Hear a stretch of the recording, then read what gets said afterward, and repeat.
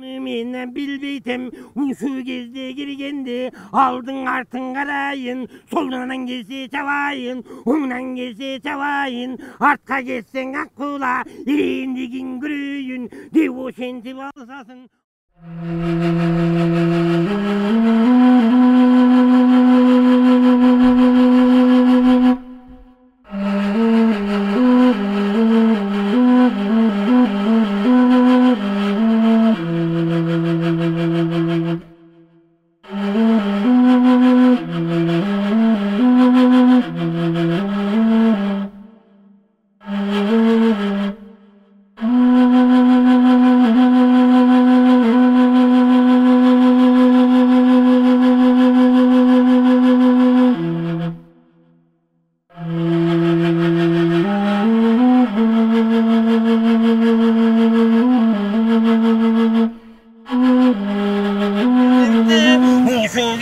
Karasan, hayraninin kaniki, güdülüp geldi gördün mü? Karap dursan uzundu, çezdin yeniden gibi baytat. Hayranayın kıkcalım, kayıptan bütkön cannelin.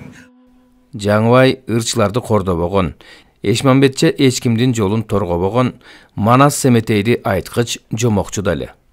Өзү куштун чүйлүүсүндөй чыртайган сыпаа киши болчу. Калгакиев Басқан жол чыгармасынан үзүндү. Кожоековдун өмүр баянынан эки түрдүү берилет. Биринчиси 1869-жылы Жумгалда, андан кийин анан Кетментөөгө көчүп барып өмүрүнүн аягына чейин ошол жерде жашап өткөн делет экен.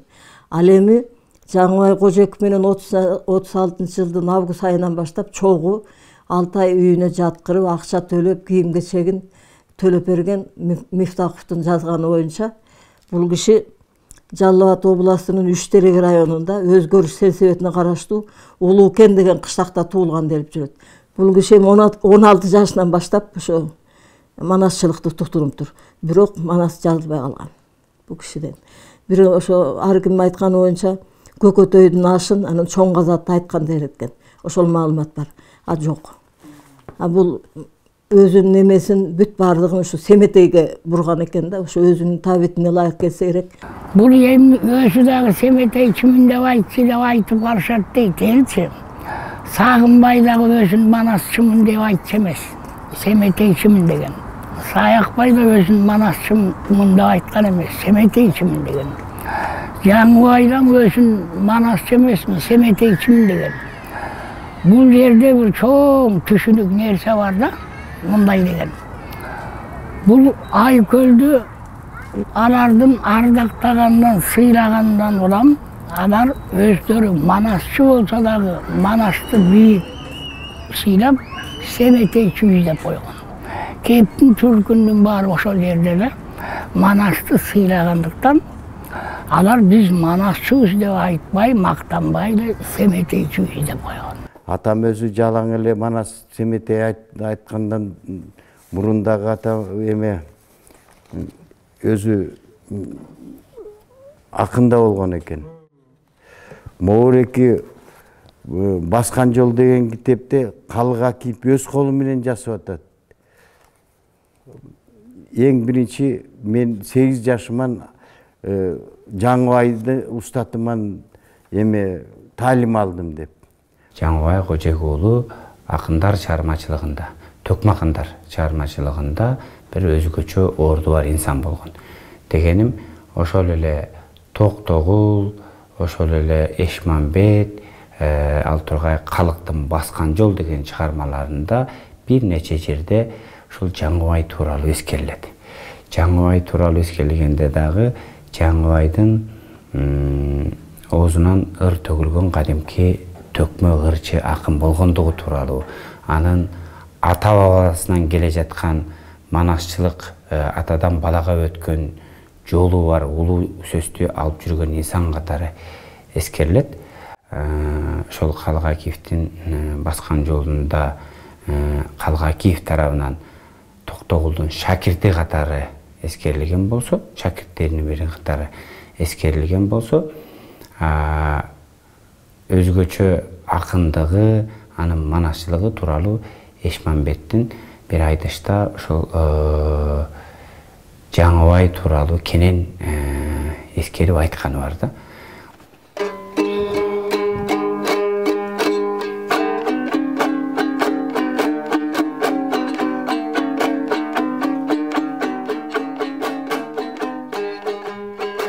Жаңыбай.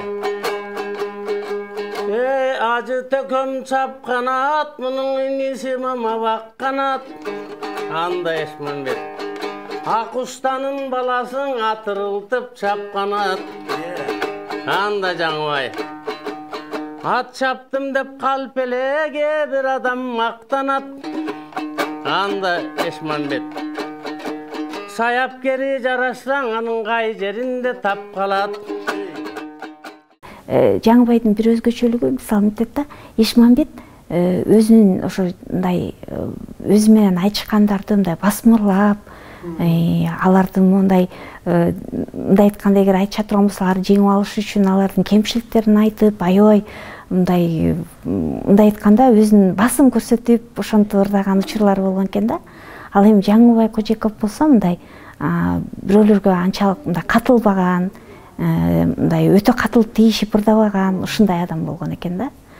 Токтогул менен бирге жүрүп, жалтанбай топко кирип, Эшманбет менен ээрчи шыбырдап, Жаңыбайга жанашып, курман ырчыны кууп ырдап, жолой ырчы жолобой, жолумду киши торобой, оңой эмесмин деп жүргөн кезим. Эшманбет ырчы бойлуу, буудай өңдүү, сакалы сеңселген толмоч киши эле. Жаш ырчыларды ошол убакта басмырлап, сезин алып ырдачу.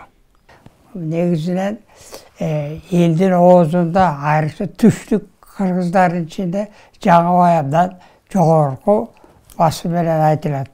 Жаңыбай Манас жети атасына чейин Манас болгон, анын балдары да Манас үйрөнүп. 36-жылы келген го Затаевич. Ошо эки бүт Кыргызстанда болгон ырчылардын чогултуп алып, ошолордон эме алганда, мындай нотага түшүргөн ырларын. Ошондо Затаевичте жасылып жүрөт, атам менен Калык экөө жана беш каманды, анткени Токтогул 33-жылы болуп калат. Беш каманды ырдап бергенде аябай жакшы ырдаган деп Затаевичтин эскирүүлөрүндө жүрөт. Бирок бул атам жалаң эле Манас Семетей айтпай, 1901-жылы Сөңкөлдө Чоро элине барып, Манас 3 күн Манас айтат, анан ошо Манас айтып атканда кадимки ак мөөрдүн сүйгөнү болот, ошо Сөңкөлдөн жолугат. Ошондо болот 73 жашта экен. Атам 37 жашта экен. 1901-жылы. Жолугуп туруп болот экөө болоттон сурайт, ак мөөргө аксакал сахап болдуңуз беле, сахап деген сүй болду беле деген сөз да. Тажик тилинде экен, сахап деп илгери мындай азыркыдай сүйөм күйөм дечи эмес экен.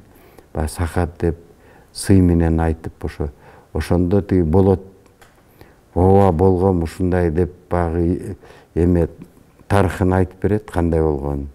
Анан атам ошондо биринчи жолу 1901-жылы ак мөөрдү биринчи ырдап чыккан. 36-жылкы олимпиада болот, 36-жылы республикалык олимпиада болот. Ошо олимпиадада өзүңүздөр жакшы билгендей баардык Кыргызстанда өнөр посттор чогулуп өнөр жарышы болот. Түштүк жактан Андижанда койчу, ага азыркы Баткен, Жалалабад, Ош облусу, үч облусу тең эсептелет. Ошолордун атына жалгыз ушу Кайым Мифтахов ошо эмеге конкурска катышканга келиптир. Келип, анан кийин Манас Семетей айтып, эме алганда ошол Жаңыбайдын Семетейин, анын ичинде сөзсүз айрым түштүк диалектисине тиешелүү болгон, жолубосо өзбек сөзүнө аралашып кеткен сөздөр бар, башка бар. Ошолорду көрүп айтышканбы, айтор Жаңыбайдын Семетейин кабыл албай койушкан. Ошо 36-жылдагы мына арманы, көбүнчө ушул арманы жөнүндө айтылат. Мына ар кайсы жеринен эле эмет берейин. Сакалым буурул ак болуп карганымды айтамын. Семетей Манас экөө тең жазганым жакпай чоңдорго арманымды айтамын дейт. Арманын айтып атат. Секетпай жаккан чоңдорго Семетей жакпай калдыбы, Күңөтай жаккан чоңдорго Гүлчоро жакпай калдыбы дейт. Арманын алып анан баягы каралуу катын тулга окшоп капа болуп баратам. Арым жүгүрүп, алтындан жабдык салынып, арбактуу эрдин баласы аргымак минсе бир кызык. Айтканым жакпай чоңдорго арада болду бир бузук дейт. Ошентип баягы арманын айтып, эми бул 43 жылдан бери айткан манасым деп айтып атат, биякта арманында бар. Анан ошондо мен кетмей болдум. Мени сен түштүктөн келдиң деп көңүл бурбай коюшту. Манас менен Семетейди түндүктүктөр гана айтат дешти деп таарынган бул киши. Атам бурулуп алып кетем деп поездга билет алып кетип баратканда баягы Кара Сунак комиссиясында Мифтаков деген деле болот. Ошо эки атамды токтотуп, сен эми айылга кетпе, сен үйдөн Манасың, сен Семетейиң аябай жакшы мындай көркөмдүү экен. Мен өзүм ушуну кол жазып туруп чыгарам. Мага сен айтып бер, мен жазып турам дейт. Өзү болгону бир Петрофактан алган айлыкка гана карап турат экен. Жарбаган бир айлыгы, башка эчтекеси жок. Бул кишинин ошондо 100 басма табак жазып алып дейт. 37-жылы март айында үйүнө кайтардым дейт. 2 жыл өткөндөн кийин гана 39-жылы Жаңыбайдын Семетейин өткөздүм дейт. Чынында баягы мындай болгондо ошо акыркы мезгилдеринде мынтип айтылат. Жаңыбай Кожоековдун үйүндөгүлөр аны чакырта берди дейт да. Ошонун натыйжасында баягы варианттын ошо аяккы эпизоддору жазылбай калып, ал үйүнө кайтып кетип калып, анан кайра кийин ошо Токтогулга барып дагы жыйноо иштерин жүргүзгөнүн, атүгүл ошо жардамга ошол жердеги жана сабаттуу дегендерди да чакырышып, анан ошону менен жыйналгандыгын ошо жөнүндө да эскерип айткандары бар да. 8 айдан кийин кеткенден кийин 40-жылы келгенде дагы Манас жаз деп акча беришет, 17 000 сом. Анан а киши акчаны алып алып Токтогулга келет. Токтогулга келгенде баягы кол жазмасын жаздырам деп келет. Жазгандар дейт Жаңыбай Кожоековдун. Эми ар ким ар кайсы жерде ким колу бош болсо жазганда, ар ким жазган. Акиш дейт, Огонбаев дейт, Абаев дейт. Булардын баары Жаңыбай менен бир жерден, баардыгы да чала сабаттуулар дейт. Ортодо ар ким жазган үчүн ортодо окуялар түшүп калгандар көп, бир талай бар. Алар жок болуп калды. Эми Моурекинде жазып койдум. 3-чү китебине кирмек да Семетей Айчүрөктү Букардан таласка алып келгени. Ошол 180 бет жок. Мифтаков жазып атат. Основный өзөгү да эмен Семетейдин эпостун өзөгү. Ошол жок. Поштодон салынган бойдон. Почта менен жибергенде баягы чоң көлөмдөгү эмени жоготуп ишкенби жазганда. Ошончо көп жазмалар келбей калып, кайра 41-жылдары бияктан комиссия барат. Ал Токонбаев баш болгонбу ушундай ошо эме жазуучулар эми союзунан барат. Барып туруп кана жазган эмелериң 40-жылы барат го. Кана жазганың. Десе тиги мына тетиги жазды, бу жазды. Анан почта менен жибергенбиз жок. Азыркы жазылганы мына деп көрсөтсө, анан а жерден алар сени каматабыз. Акчаны жеп алдың. Кол жазманы бүтүргөн жоксуң дейт. Дегенде анан баягы 17 000 ошол жерде Кетмен-төбөдөгү Буракан айылындагы эл атамдын сыйлагандыгынан баягы кезилип кетпесин деп ошол жерде аймактагы кишилер акча чогултуп берет. Ошо чогултуп берет, анан атам анан кайра тиги Мифтаковго кат жасат. Ошондо Мифтаков таласта иштеп жүргөн болот.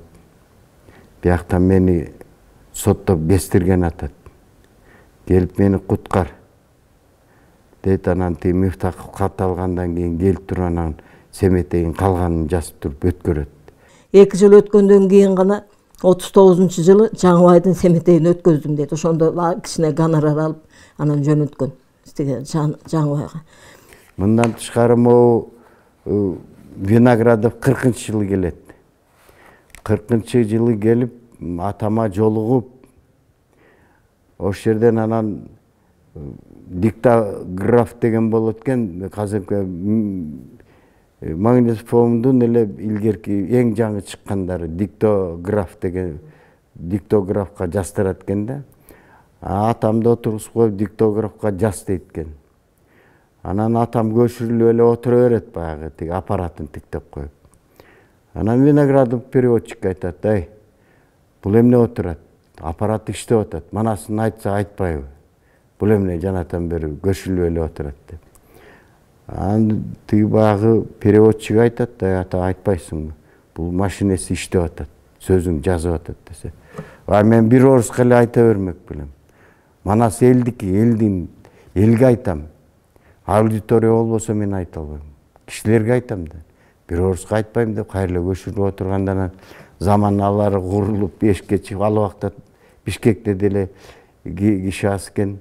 Ошондо бир 10 чакты кишини жалдап эптеп көчөдөн таап келип отургузгандан кийин анан Семетей айтыптыр.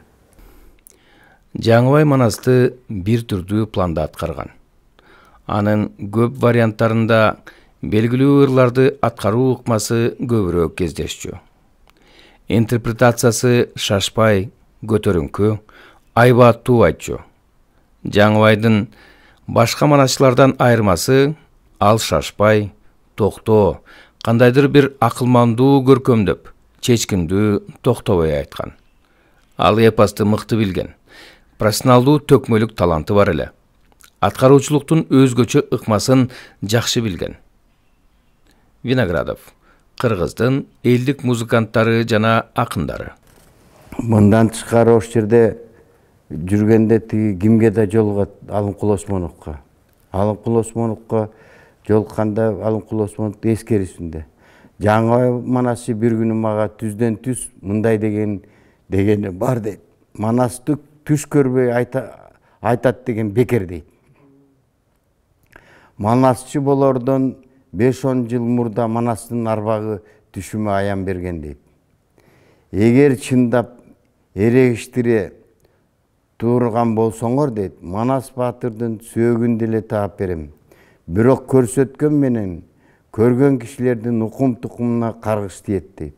Угуп алып барган окшойт. Анткени атамдан кийин урпактары калган жок, бүт баары өлдү, баласы өлдү. Баласы Матайды ошо манасчылыгысы келип, ага талим тарбиясын берип үйрөтүп, ошо манасчылык боюнча көп аракет жасаган экен да, манасчы болсо экен деп баласынча. Бирок баласы ошо мындай деп айтат да, жанагындай кудалары менен пикир келишпестик болуп, анан жалган жалган менен баласын каматып жиберип, анан баласы ошону менен көп жылдардан кийин кайра кайтып келгенден кийин кыргызча жакшы сүйлөбөй калганда айтат экен да. Анан Манасты да кара сөз түрүндө айтып калган дейт, мындай ыр менен айтпай калганда айтат да.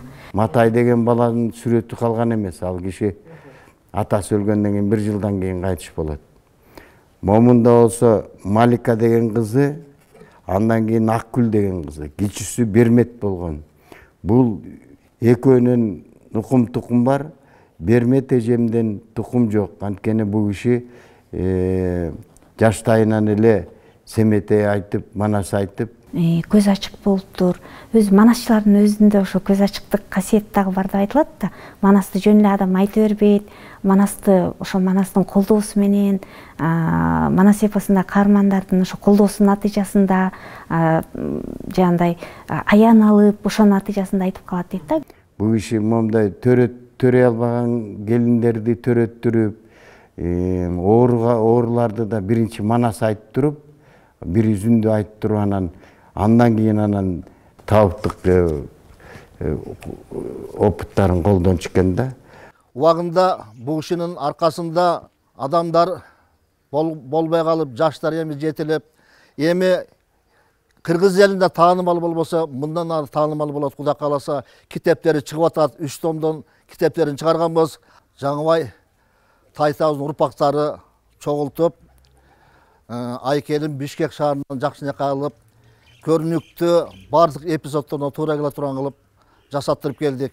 Ошондо Жаңыбай Кожокулов бул ар тараптуу өнөрпоштор. Бул биринчиден Залкар манасчы, экинчиден Залкар семетейчи, үчүнчүдөн бул ошол элдик нерселерден аткара билген чоң чебер.